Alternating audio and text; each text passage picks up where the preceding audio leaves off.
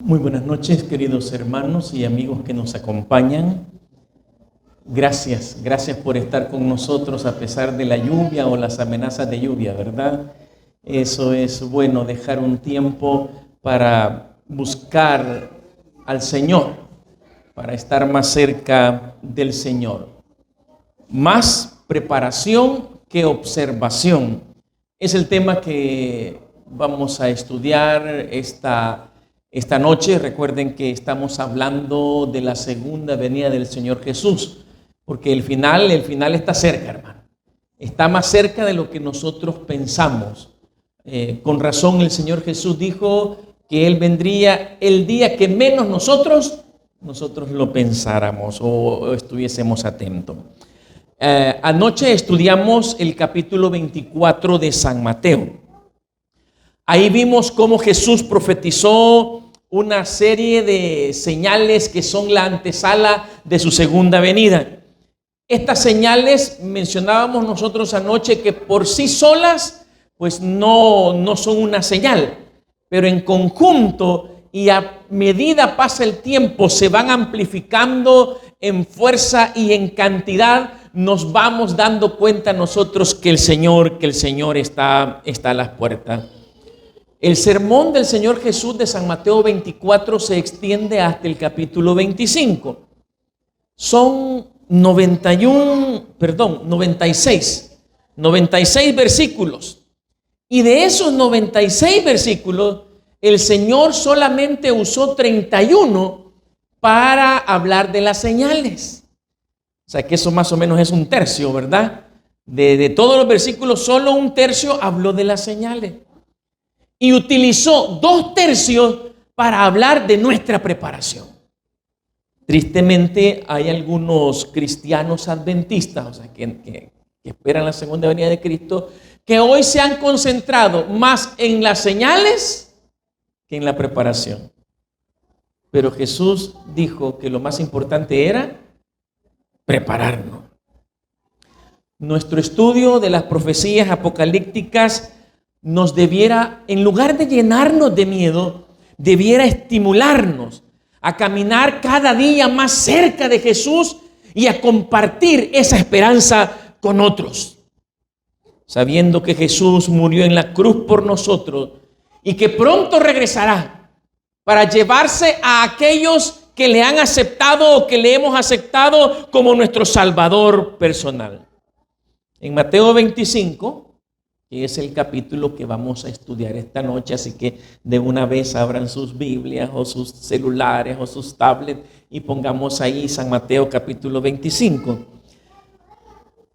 Mientras que en el capítulo 24, la primera parte del capítulo 24, 31 versículos, Jesús habla de las señales de su segunda venida y habla de su aparición. Especialmente en el capítulo 25, Jesús se centra en cómo nosotros debemos prepararnos para ese final. Y lo hizo pues contando 3 parábolas. Al Señor Jesús le encantaba hablar en parábola. Cada una de estas parábolas a nosotros nos enseña cómo prepararnos. Ahora, no debemos tomarlas como que esta sí me conviene, esta no me conviene. Las 3 en conjunto nos muestran lo que tenemos que estar haciendo nosotros para estar preparados para encontrarnos con Cristo Jesús. En la historia de las 10 vírgenes, que es la primera parábola que se presenta, se nos enseña que cada persona debe ocuparse de su condición espiritual, pero no dejarlo todo a último momento. La parábola de los talentos nos enseña sobre la necesidad de usar bien en estos últimos tiempos todo lo que el Señor nos ha confiado a nosotros. Y la última parábola, la enseñanza de las ovejas y las cabritas, enfatiza la necesidad, la importancia de servir a otros en estos momentos cruciales de la historia humana. Como les mencioné, ninguna de las parábolas por sí misma describe completamente cómo debemos prepararnos. Pero en cada una de ellas se pinta una parte del cuadro completo. Comencemos con la primera parábola. San Mateo capítulo 25. Leamos versos del 1 al 5. Entonces dijo el Señor: el reino de los cielos será semejante a 10 vírgenes que tomando sus lámparas salieron a recibir al esposo. 5 de ellas eran prudentes y 5 insensatas. Las insensatas, tomando sus lámparas, no tomaron consigo aceite, mas las prudentes tomaron aceite en sus vasijas juntamente con sus lámparas, y tardándose el esposo, cabecearon todas y se durmieron.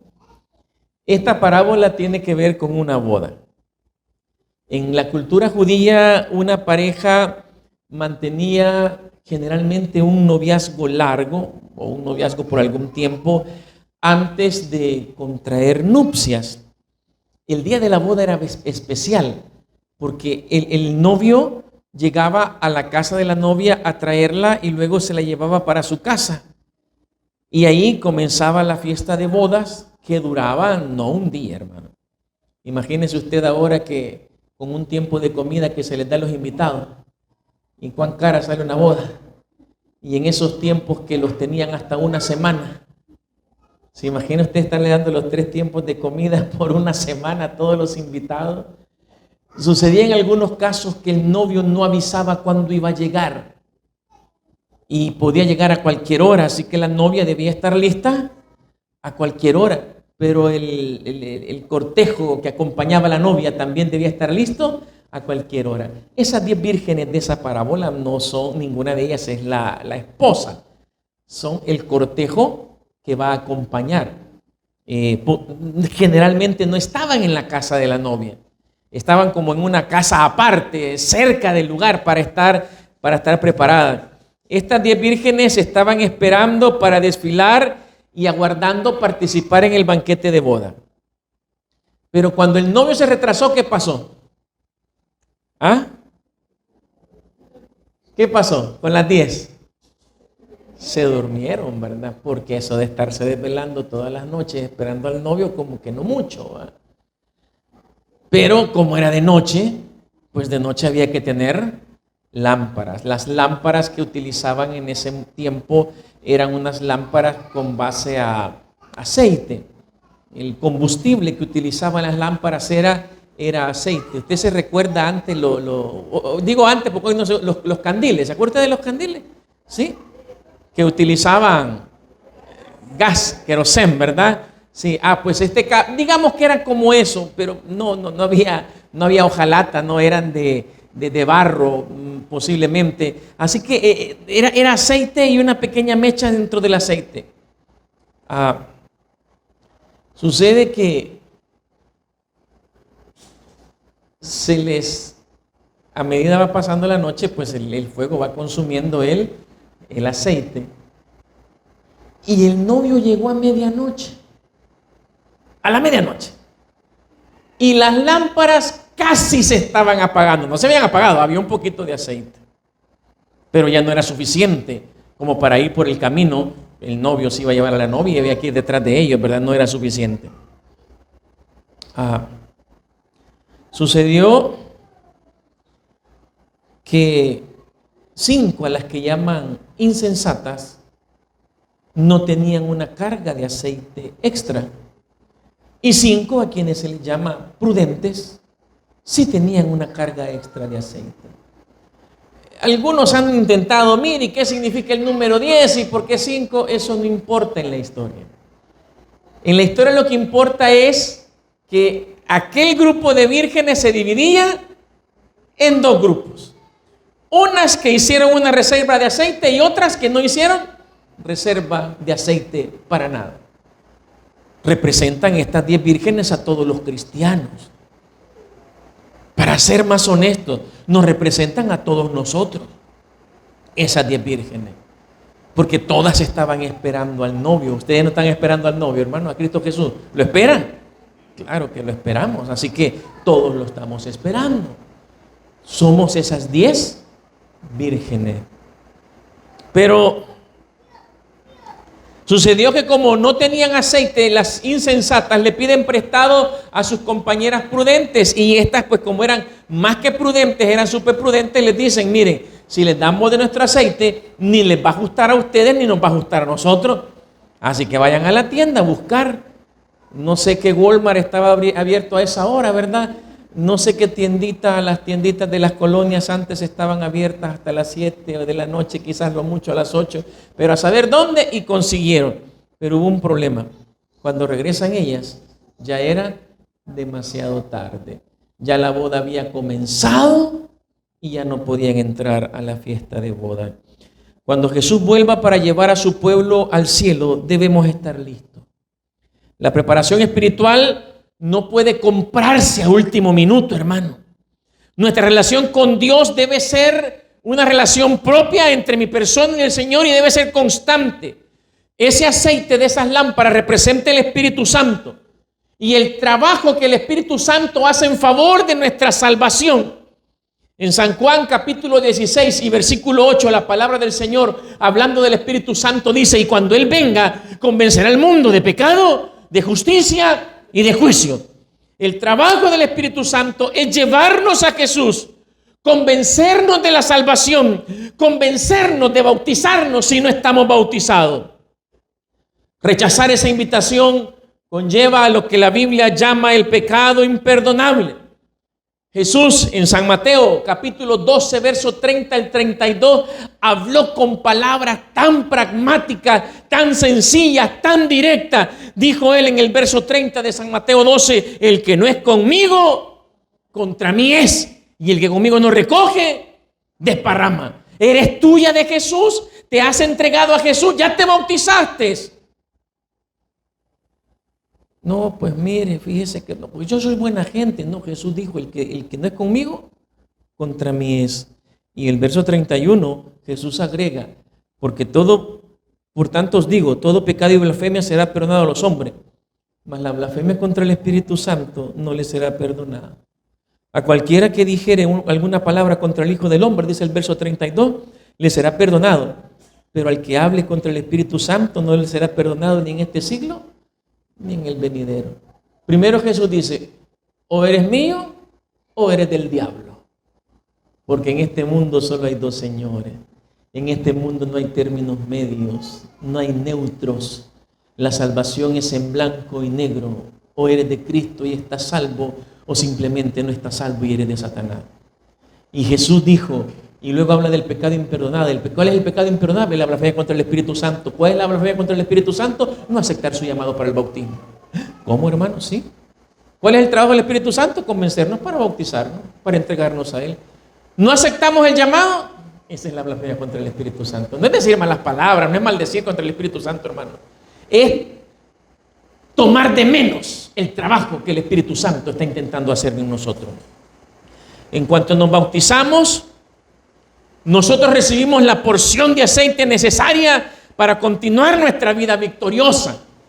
Así lo aseguró Pedro cuando habla allí en Hechos capítulo 2 verso 38: arrepentíos y bautícese cada uno de vosotros en el nombre de Jesucristo para perdón de los pecados, y recibiréis el don del Espíritu Santo. Cuando somos bautizados, entonces recibimos nuestra lamparita y el Espíritu Santo viene, ese aceite maravilloso, y llena nuestra lámpara y tenemos la fuerza para vencer el pecado. Mucha gente no se bautiza y dice: no, es que mire, hermano, fíjese que yo tengo miedo de caer. Es la blasfemia contra el Espíritu Santo. Estás diciendo que el Espíritu Santo no te va a poder ayudar, porque el trabajo del Espíritu Santo es ayudarnos una vez estamos bautizados. Por eso dice Pedro: y recibiréis el don del Espíritu Santo. Hay dos advertencias que podemos nosotros sacar de esa parábola. La primera, nos advierte que hay ciertas cosas que no se pueden dejar a última hora. No, si hay tiempo, más adelante puedo hacerlo. Cuidado, dice el Señor. Te dormirás, vas a cabecear. Las vírgenes insensatas fueron insensatas porque lo dejaron todo a última hora. ¿Estás dejando a última hora tu salvación? Y en segundo lugar, nos advierte que hay ciertas cosas que no se pueden pedir prestadas. O sea, tú estás acá en la iglesia y estás entre personas cristianas, pues unos más buenos, otros somos más malos, pero aquí estamos. Pero nosotros no te podemos pegar la salvación. No sé si me entiende.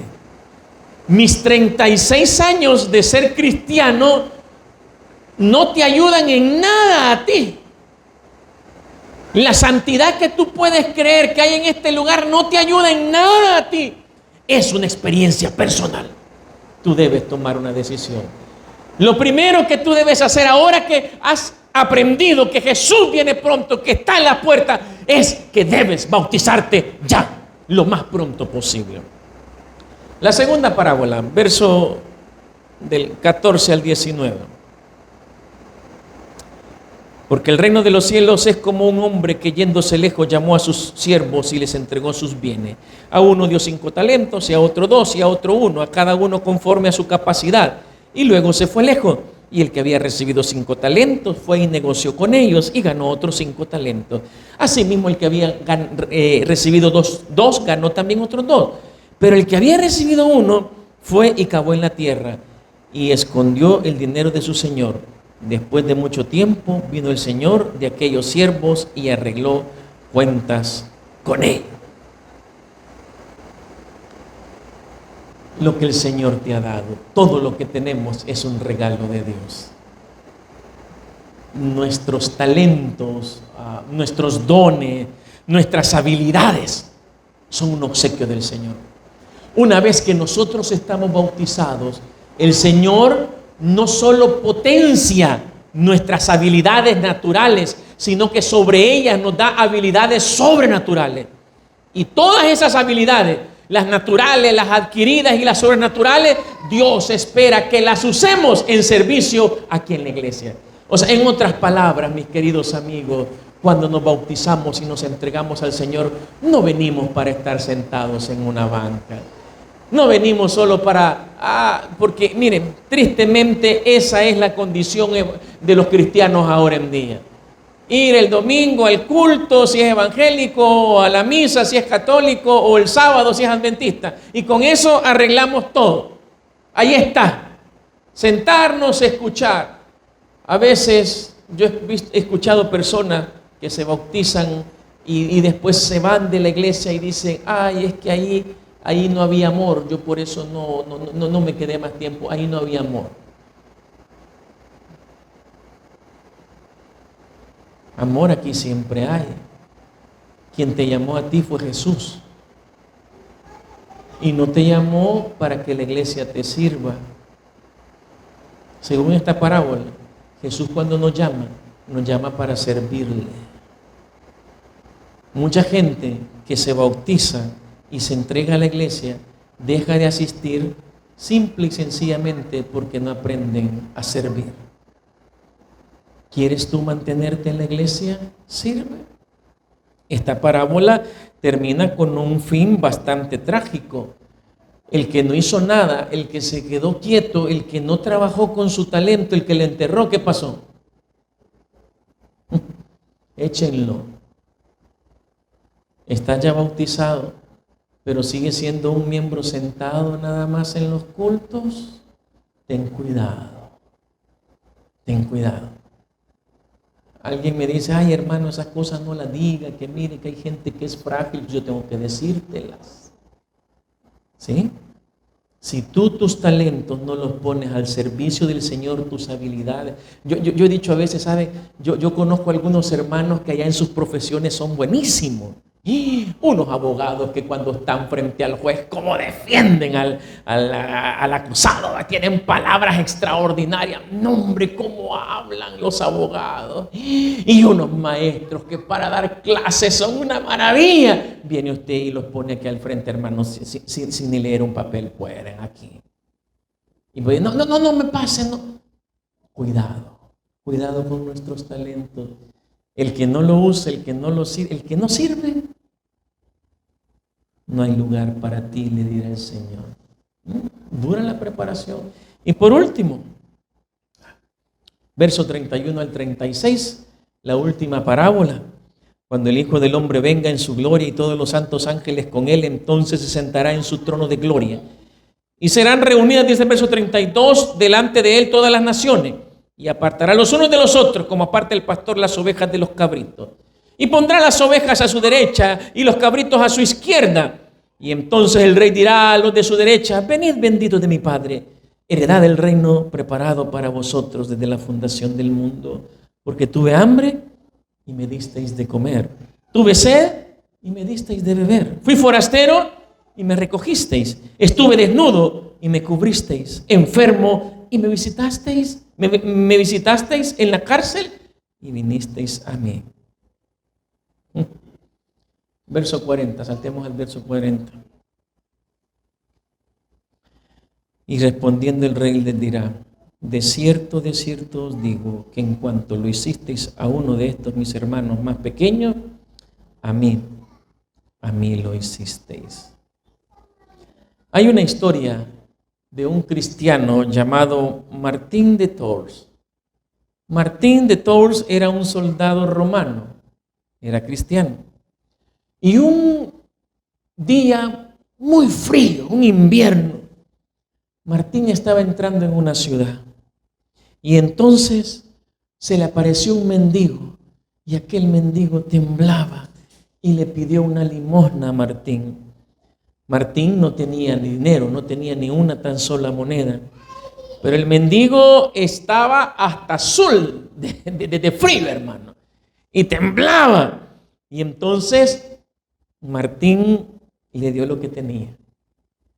Se quitó su capa, los soldados romanos usaban una capa. Se quitó su capa, la partió a la mitad y le dio la mitad al mendigo. Y él solo se quedó con media capa. De esta forma el mendigo pudo cubrir un poco su cuerpo para calentarse. Aquella noche Martín tuvo un sueño. En él vio el cielo y a todos los ángeles y a Jesús en medio de los ángeles. Y Jesús llevaba puesta la mitad de una capa romana vieja. Y entonces un ángel le preguntó: maestro, ¿por qué llevas esa mitad de capa vieja y desgastada? ¿Quién te la ha dado? Y Jesús le contestó suavemente al ángel en el sueño de Martín: me la ha dado mi siervo Martín. Toda la bondad que nosotros podamos hacer con las personas en este tiempo es como que le estuviéramos haciendo al mismo Jesús. Es cierto, parece que a veces hay personas que no merecen nuestra bondad, pero recuerda que ese día que Jesús venga te dirá: porque lo hiciste con uno de estos más pequeños, me lo hicisteis a mí. Pero está el otro caso, aquellos que no ayudan al prójimo, siendo cristianos, participando de Cristo, no ayudan al prójimo. No, hermano, dice el Señor: a esos serán apartados también. ¿Notas tú que las vírgenes insensatas no entraron a la fiesta? Que el siervo inútil que no puso a trabajar su talento fue dejado a un lado.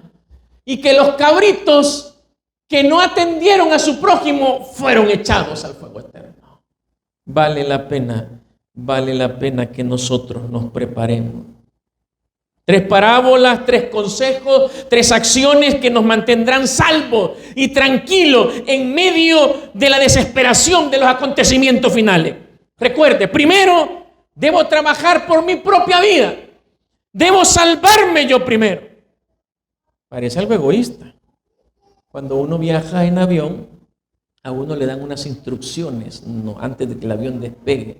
Y le dice: en caso de despresurización de la cabina, eso es que se le haga un hoyo a la cabina o pase algo, ¿verdad? Dice: van a caer unas máscaras para que uno pueda tomar oxígeno de ella. Y dice: si un menor le acompaña, dice la instrucción, si le acompaña un menor o una persona que necesita ayuda, primero póngase la máscara a usted y después se la pone al menor. Cualquier madre diría: no, yo a mi hijo se la voy a poner primero. Haga caso. ¿Saben ustedes por qué dicen que primero se la debe poner uno y después a un niño, aunque sea el hijo de uno? Porque en caso de despresurización ya no hay oxígeno y usted comienza a respirar menos, y puede ser que intentando ponerle la mascarilla al menor ni se la logra poner a él y se ahoga usted.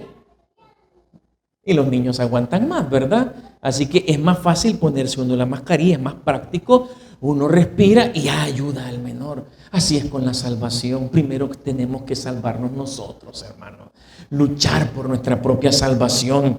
Debemos entregarnos a Cristo, debemos bautizarnos y fortalecer diariamente nuestra relación con el Señor. En segundo lugar, una vez que estamos bautizados, debemos servir a la iglesia. Debemos servir al pueblo del Señor. En lugar de esperar que la iglesia sea bendición para nosotros, convirtámonos nosotros en bendición para la iglesia. Hay gente que critica, que no, que esa iglesia aquí, que me maltrataron, que no. ¿Y qué hiciste tú por ella? Y si lo hiciste en bien, ¿acaso no es el Señor quien te va a recompensar? ¿No es Él? ¿No fue el Señor quien recompensó a los siervos? Y el mismo Señor que echó a aquel que no había trabajado. Y la tercera, nos insta a que si nosotros tenemos una buena relación con Jesús, debemos servir a otros. Vienen momentos difíciles. Terremotos, huracanes, enfermedades. Nosotros que tenemos un concepto en nuestra mente diferente de Dios del que tienen los demás, debemos ser esperanza para la gente que no tendrá esperanza, hermano. Aquellos que ya estamos bautizados, debemos revisar bien nuestra vida a la luz de estas tres parábolas y hacer los cambios necesarios. Pero si tú no estás bautizado, lo primero, mi querido amigo, entrégate a Cristo. Debes hacer un pacto con el Señor Jesús. Arrepiéntete de tus pecados y bautízate. Te aconsejo que lo hagas esta misma semana. El Señor dice en San Marcos 16:16, el que creyere y fuere bautizado, ese será salvo. Mas el que no creyere será condenado. Para que el Señor te salve cuando Él venga, es indispensable el paso del bautismo. Es un paso de fe. Pero hay que hacerlo lo más pronto posible. Martita era una jovencita, pues que se había criado solo con su mamá. La mamá de Martita era de esas mujeres que la sociedad le llama de la vida alegre, ¿verdad? Pero de alegre esa vida no tiene nada. Era una prostituta la mamá de Martita. Y fue criada por una prostituta. Así que Martita, pues, se imagina usted, ¿verdad? Y era una niña bien bonita. Ella se ponía minifaldas y siempre andaba hacia la moda y se arreglaba bien. Y todos los muchachos de la escuela querían ser novios de Martita, ¿verdad? Sucede eso. Siempre ha sido así, ¿verdad? Y los hipotes locos detrás de ella, pero había un muchacho a quien le gustaba mucho Martita. Y entonces, en una ocasión, pues como no hallaba cómo llegarle, ¿verdad? El muchacho era de la iglesia adventista y la invitó a que fuera a una campaña que la iglesia tenía. Allá en un pueblo donde pues las campañas se hacen a veces en los parques. En esa ocasión lo estaban haciendo en la alcaldía. Las alcaldías casi siempre en los pueblos tienen espacios grandes, ¿verdad? Y ahí estaban haciendo y aquel muchacho invitó a Martita. Y a Martita pues medio le gustaba el cipote, ¿verdad? Así que Martita dijo, pues sí, voy a ir. Y le pidió permiso a la mamá. Le dijo que un muchacho que a ella le gustaba la había invitado. Y la mamá, pues le dijo, pero cuidadito, no te vayas a hacer aleluya. La única condición que le puso, ¿verdad? Y Martita fue, pues porque le gustaba el muchacho. Pero esa noche le gustó el mensaje que escuchó también. Ya la segunda noche Martita ya no fue solo porque le gustaba el muchacho, sino porque el mensaje que había escuchado de la palabra del Señor había tocado su vida. Y así fue cada noche, hasta que una noche el pastor hizo el llamado para prepararse para el bautismo. Y Martita, que ya para entonces había comenzado a cambiar muchas cosas externas de ella, dijo, yo quiero prepararme para bautizarme. Y el pastor oró por Martita. Al siguiente día sucedió algo, Martita no llegó. ¿Qué es lo que había pasado? Martita, cuando llegó a su casa esa noche que pidió que oraran por ella para prepararse para bautizarse, en algún momento le contó a su mamá. Y la mamá de Martita la comenzó a insultar, a decirle cosas: vos estás loca, yo te dije que te daba permiso, pero que no te hicieras aleluya. Mira, muchacha, disfruta de tu vida, estás joven, disfrutalo. Ah, ya cuando estés viejita te haces cristiana, hombre, pero ahorita no. Porque así piensan mucho. No, yo estoy joven, yo debo disfrutar. Acuérdate de la parábola de las vírgenes, insensata. Las decisiones no se toman a última hora. Triste, Martita ya no fue a la campaña, no la dejó ir su mamá. Sucedió que un día el pastor, como a los 2 días que no vieron a Martita en la campaña, ¿verdad? Llegó a la casa de ella por la dirección que tenía, tocó la puerta. Ay, hermano, salado el pobre pastor que visitaba a Martita.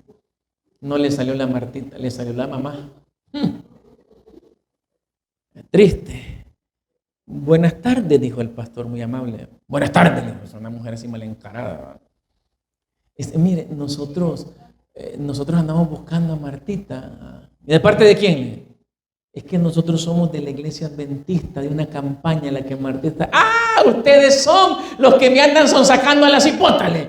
Mire, yo ya no los quiero ver aquí, váyanse, no me molesten a la bicha, ella está joven, ustedes son unos locos, así que váyanse. Hermano, ni terminó la mujer y ya empujó la puerta y casi le da la nariz al pastor. ¿Y qué hace uno ahí? Pues si no, mire, uno aquí los puede invitar a ustedes a que entreguen a Cristo, les puede llamar, les puede insistir, pero si usted dice que no, ese es su problema.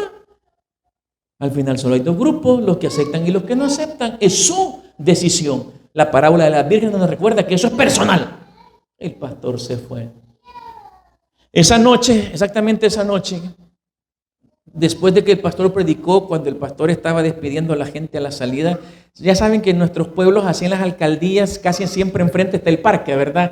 Casi siempre es así, está la alcaldía y está el parque enfrente. Y entonces la gente estaba saliendo de la campaña y salían, y la gente, algunos iban para el parque porque ahí estaban las ventas, siempre hay comida, ¿verdad? Siempre están las ventas de algo, así como aquí que cerquita están unas ventas. Le digo a mi esposa, ¿y cómo huele que a comida? Le dije, un día temprano vamos a ir ahí para el mercadito que está por ahí. Pues sí, y ahí estaba el parque, así que la gente salía y se iba para allá. Hermano, cuando la gente estaba saliendo, se escuchó una balacera terrible. Y usted sabe, ¿verdad? Mire, la gente menos cuerda, cuando escucha una balacera, se queda viendo. Los menos cuerdos, esperando quizás que le caiga un balazo, ¿verdad? Pero los más normalitos salimos corriendo, hermano, ¿verdad que sí? Usted escucha nada y la gente salió corriendo. No se le ocurrió a la gente otra cosa que correr otra vez para la alcaldía donde habían salido, ¿verdad? Y corrían. Y el pastor estaba en la puerta y estaba asustado. Y de repente vio que entre la gente que venía corriendo venía una mujer pero desesperada, con una cara de angustia. Y al pastor le parecía que conocía a esa mujer. Cuando ya la tuvo enfrente de cerca, ay, era la mamá de Martita. Sí, en la mañana le había tirado la puerta en la cara al pastor, ¿verdad? Y el pastor se quedó así y la mamá de Martita lo agarró de la mano, pero bien fuerte. ¿Lo ha agarrado alguna vez usted fuerte de la mano que no se puede soltar? Así tenía esa mujer al pastor. Le decía, pastor, por favor, venga, mi hija lo necesita. Y el pastor no hay mucho que decir ni hacer. Y la mujer se lo llevó jalado, como que era piscucha, lo llevaba al pastor, ¿verdad? Lo llevó al otro lado del parque. Allí había un grupo de gente, una rueda, y aquella mujer desesperadamente se fue abriendo lugar entre las personas y metiendo al pastor hasta que llegaron al centro del círculo. Qué terrible, hermano.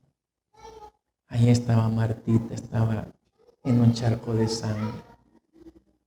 No le daban permiso de ir a la campaña, pero sí le daban permiso de andar en el parque. Allá andaba ella, quizás con amigos, y ella se quedó en fuego cruzado. Ella no tenía nada que ver con la balacera esa que hubo, pero como usted sabe, ¿verdad? Que pagan justo por pecadores, dice el dicho. Y Martita estaba ahí tirada. Estaba sin vida. Y la mamá de Martita lloraba y gritaba y le decía, pastor, haga algo por mi hija, pastor. Haga algo. Ella no debe perderse. Sálvela, por favor, sálvela. Ella tiene que ir al cielo, sálvela. Pero ya era tarde. Porque si una decisión la hemos de tomar, debe ser mientras estamos vivos. Y el día que tú estás vivo es hoy. Mañana no es tuyo. Decimos primero Dios, pero muchos de los que hoy dirán primero Dios no amanecerán vivos mañana. Por eso la preparación es ahora. Y por eso esta noche yo quiero tener una oración especial.